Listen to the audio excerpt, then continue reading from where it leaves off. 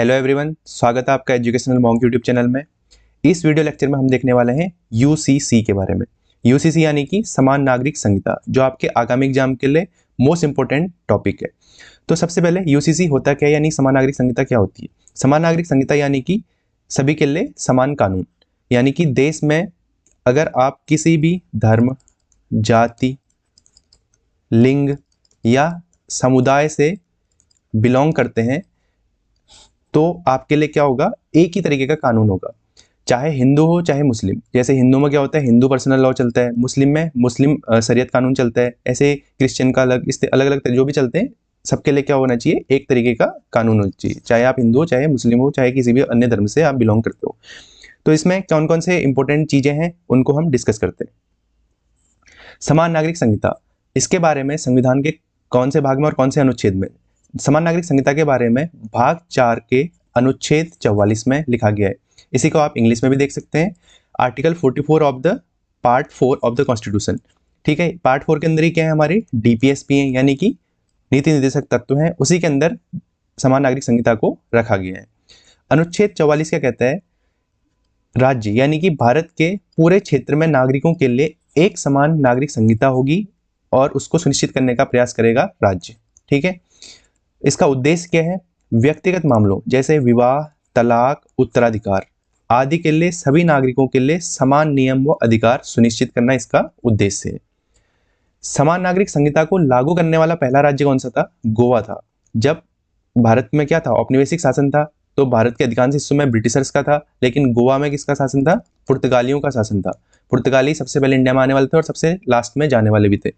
पुर्तगालियों का शासन था, तो पुर्तगालियों ने अपने लॉ के अकॉर्डिंग भारत में क्या करा, यूसीसी को लागू करवाया। तो ये औपनिवेशिक समय का अगर यूसीसी बोला जाएगा तो गोवा में सबसे पहले लागू हुआ।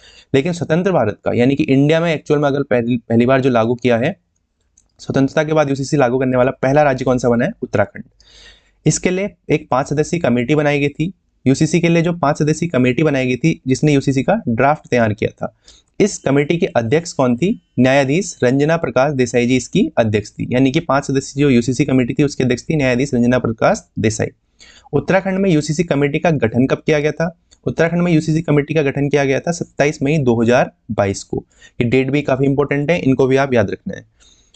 इस कमेटी ने जो रिपोर्ट सौंपी, इस कमेटी ने रिपोर्ट सौंपी 2 फरवरी 2024 को, यानी कि लगभग 2 साल बाद। कमेटी बनी कब थी, 27 मई 2022 को, और इसने रिपोर्ट दी 2 फरवरी 2024 को इसने अपनी रिपोर्ट दी।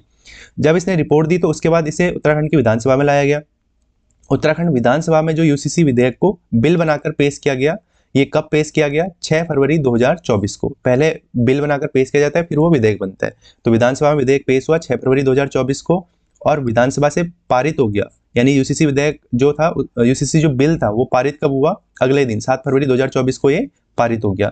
फिर उसके बाद क्या होता है, फिर राष्ट्रपति की अनुशंसा के लिए जाता है, तभी जाके कोई बिल विधेयक के रूप में बनता है। तो राष्ट्रपति की अनुमति के लिए जाता है, तो इस विधेयक को फिर राष्ट्रपति के पास भेजा गया और राष्ट्रपति द्रौपदी मुर्मू ने यूसीसी विधेयक को मंजूरी कब दी, मार्च 2024 में।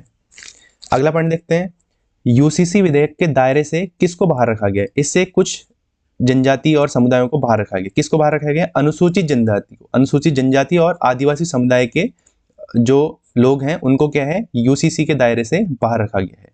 उत्तराखंड में जो यूसीसी लागू हुआ, कौन सी डेट से एप्लीकेबल हो गया, यानी कि लागू हो गया, 27 जनवरी 2025 से पूरे प्रदेश में, पूरे उत्तराखंड प्रदेश में यूसीसी लागू हो गया। यूसीसी में लड़के की शादी हेतु आयु कितनी रखी गई है, 21 वर्ष, और लड़कियों के लिए 18 वर्ष रखी गई है। अब यूसीसी में जो रजिस्ट्रेशन कराना होता है, ये भी आपको पता होना चाहिए किस तरीके से किया जाता है। व्यक्ति को जन्म प्रमाण पत्र, आधार कार्ड, पैन कार्ड या अधिवास प्रमाण पत्र, यानी कि जो बॉर्डर होता है बेसिकली डोमिसाइल, और साथ में पति पत्नी का विवरण देना है, तभी जाके ऑनलाइन रजिस्टर कर पाएंगे।